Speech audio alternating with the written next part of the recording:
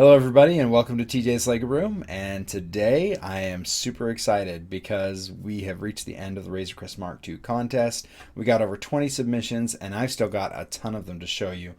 But just real quick, I thought today I'd go through and show you just single images of each of the additional entrants. These did not come in all at the end. Some of them were actually very early in the contest, but I wanted to hold some of them back a little bit since I always thought it was a little bit fun to keep people in suspense just a little bit. So I'm not going to be sharing the names of the people who have entered these in the contest right now. And a lot of that is just because it's a lot of work for me to match up the images with so many people. And I've been compiling lists and the parameters of which I am going to be judging them by, and kind of going through and starting to make a hierarchy of the people that and what everybody's rank is. So in addition to the main prizes, I did want to try to give everybody who participated some sort of a participation prize. Most likely it's not going to be much, and it's just going to be able to be something sent through email.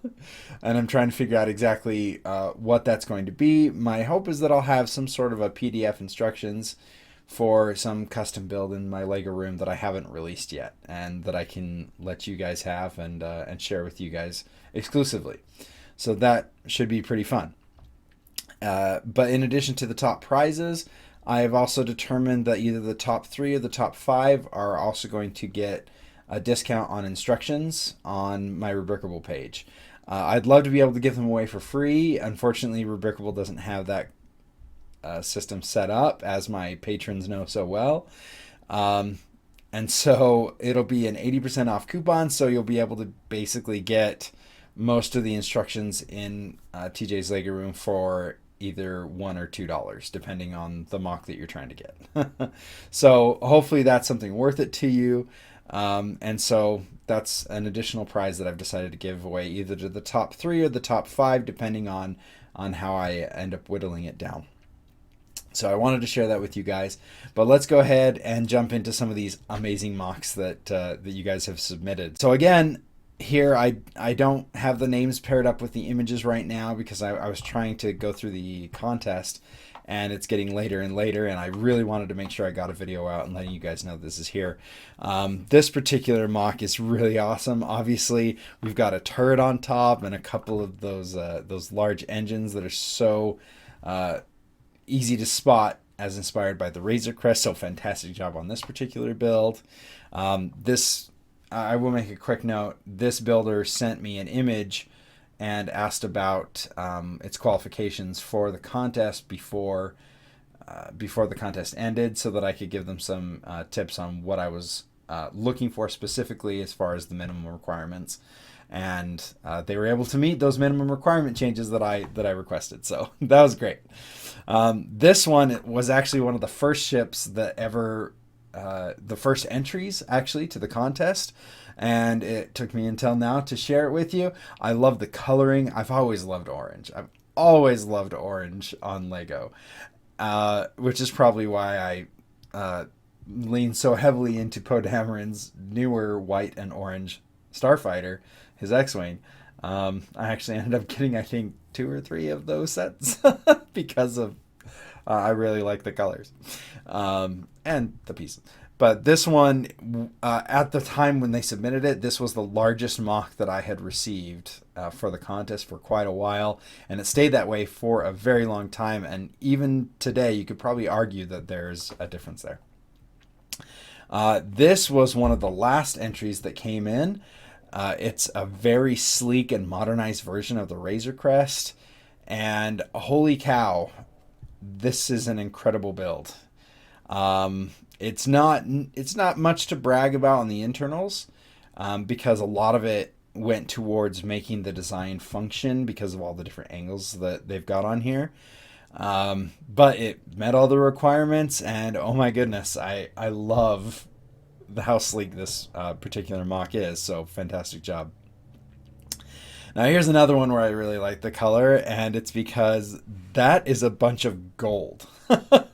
There's gold in the center section that we can see it's shining right there. There's gold in the back section, and then underneath the forward section with the cockpit and the glass canopy, there's a bunch of gold down there too. So holy cow, fantastic. And this one actually even has rotating engines, not just up and down, but they actually rotate around the ship like the Mandalorian starfighters, which I think was an absolute amazing feat to be able to accomplish, and it looks great. So really good there. This one is an additional submission. They actually let me know afterwards that it's not 100% complete, but I'll go ahead and accept it because I know they did a really, really good job, and a lot of the inside is done. I think the main part is they couldn't find a good windscreen on the front of it, but as I showed in a previous one, windscreens can be interpreted in many different ways, and the previous one before this used brick building to build their own windscreen / canopy. So good job, still a great job, and the internals on this are actually pretty cool. So I think you guys will be excited when I get to show some of the more of the internals. Here's another great one. It's kind of YT inspired, Corellian inspired ship. It's got a lot of really awesome internals, but the shaping is so unique. I absolutely love the new shape, and of course asymmetrical designs. As you guys can see right next to me, this is my Razor Crest Mark II, which I'm also excited to show you guys eventually. But asymmetrical is something I've been working on getting better at, so good job.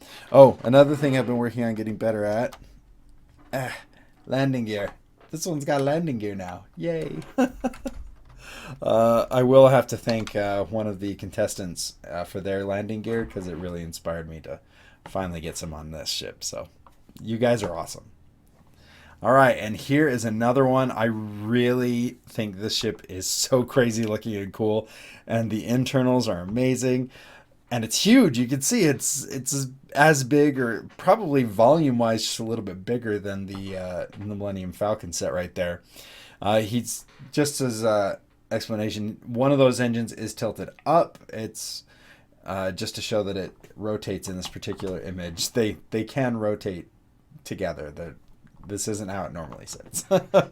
But this is an amazing one, and it's huge, and I gotta believe that it's pretty heavy. Here we have the next one. This one is a little bit on the more sleek end, and it's a little bit smaller, and the cargo that it carries is on the outside of the ship. One of the first updates I did on my YouTube channel was that the cargo container could be held on the outside of the ship, but you had to have the cargo with it. I don't have an image of the cargo with it, but he did actually have the cargo here. So I know you guys probably will believe me when I say that each of these qualifies for the contest. I feel like I may need to explain it just a little bit in case people question some of the veracity or the validity of some of the entries. Trust me, I've talked to the people, and all of these do meet the criteria. So just, I hope you can trust me and not have to comment on it. But these are, again, really good job. This is another one with the cargo on the outside of the ship. This is a freaking sweet ship. And not only does the cargo on the outside, but it actually has rooms. Each of these cargo containers open up, and they have different compartments, like different rooms that you would see on a ship. It's actually a really clever idea that I hadn't thought of. So very good job. And I'm always a fan of using those large bubble pieces on the front. It's hard to get those into a build. So good job. And this would be a fun ship to fly, I gotta say. Now we come into this one. And this ship is another one like the one that we've previously seen, that are very eclectic and patched together with what pieces you've got, and really fit in the Star Wars universe as far as the cobble together and the scrapyard look of things.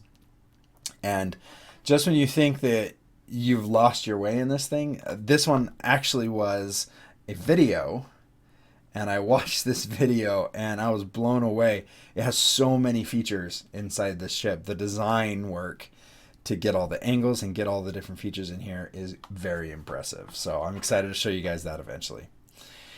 Here we come to, this ship is called the Mythosaur, And I actually had to question this builder about when they started building it because, wow, this is like UCS Falcon sized as far as a build. And while they did kind of toy around with some Millennium Falcon ideas for the last few years, this is actually, as far as what they've told me, is one of the first Mocs they've ever made. And it took them a long time to get the structural frame like a Millennium Falcon. But then when I announced the contest back in January, they went, "Oh, I think I can make this work." And holy cow, they went nuts. Again, this is another one where they started building, they had a pre-built structure, but then they totally changed it all to work for the contest. And this is a pretty sweet ship. It totally exemplifies the Falcon because it doesn't look like much on the outside, but holy cow, when you go inside, features galore. I'm excited to share this one eventually with you. Here we get another one. This is kind of an in-between ship. It's not. They imagined that it wasn't the final ship for Mando, but this would be kind of an in-between since he couldn't carry other people on it. It was just kind of a one-man ship. But very good job and really fun parts usage with the those triangular pieces that we find on a lot of Ninjago sets. I really enjoyed that quite a bit, kind of covering over the cargo area. Really good job. Here we have a couple of different people who each built their own ship. And again, I probably should have gone through and figured out the names of each of these. I'm just having so much fun reading through the contest entries. But I believe this is a pair of siblings that built these, and a fantastic job. And once again, really smart uses for windshields and cockpits.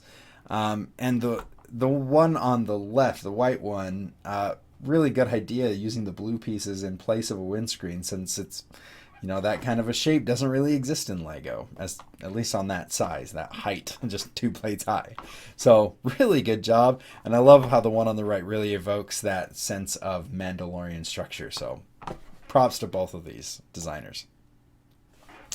And I think that may actually be all of the entries. So congratulations everybody for doing that. I have an updated list of the entrants on a previous post on my YouTube channel. So if you want to go over and check that out, make sure your name is on it. There were a couple of entries that came in on my email that for some reason it synced later in the day and showed that when I responded to one person late the night of the due date, these 2 emails popped up in between other emails later on. It was really weird. So I apologize for the slight confusion there. But we did get everybody in, and I believe at this point we have shown everyone's ship on the channel. At least some of them obviously are these first look images, but then we had some other quick images before, and then we had the few in-depth looks that I did in the last couple of updates. But I'm really excited. Again, I'm looking for some custom instructions to be able to send everybody. I will be contacting each of you to find a good email so I can email those PDFs to you.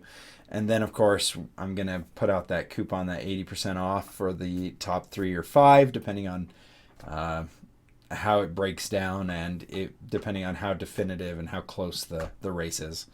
So we've got everybody there. I'm really excited, and hopefully after I've made the decision on who's going to be the winner, we'll do a live video going over who wins the Trouble on Tatooine set, and I'll figure out a way to get that to you, and then we'll do the winner as a grand reveal and go through all the different images and just have a grand old time with that. So I'm really looking forward to showing this to you.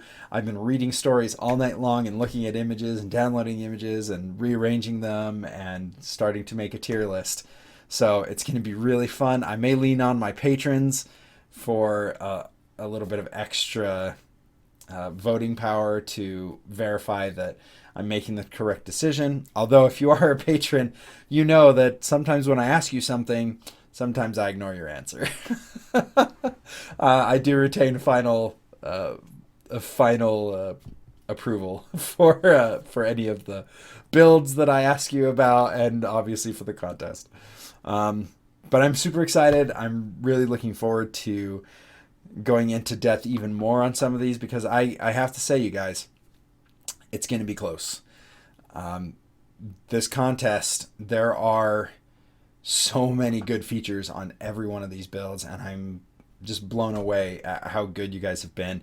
And even some of the smaller sets have a great story behind them or incredible design choices that they've made, and I'm just blown away at how in depth everybody went on this, and I'm so happy because that's exactly what I was looking for. You guys have surpassed my expectations in so many ways, and I will share one little funny thing. It is really fun to me to think about how many of your stories start with Mando going through a salvage yard. Because obviously that's what we think about. We think of Star Wars, we think of salvage, we get inspired by a previous ship, bang it up a little bit, make some modifications, and now it's a new ship, right? And it's so perfect.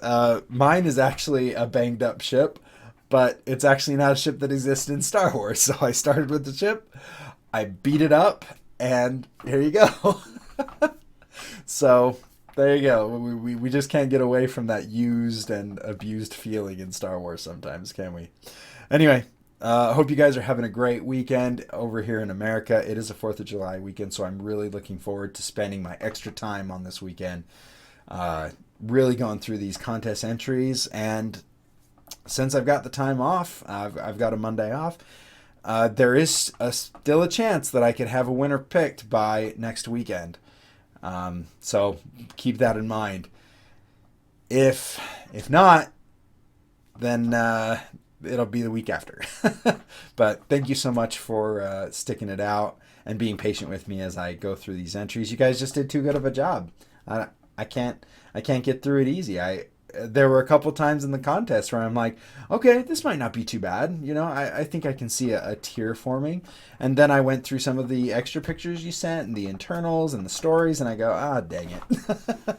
So if I take that long, it's all your fault because you guys did such a fantastic job. Every single one of you. I find things that I love in every single build and every story that you guys send. So thank you so much. And I'm looking forward to announcing the next contest, hopefully at the end of this month. So keep your building fingers primed because the next contest is going to be a little bit shorter on the timeline. And it's going to be, I think, a little bit more fun in some ways. So we will catch you next time in TJ's Lego Room. And until then, play well. Bye.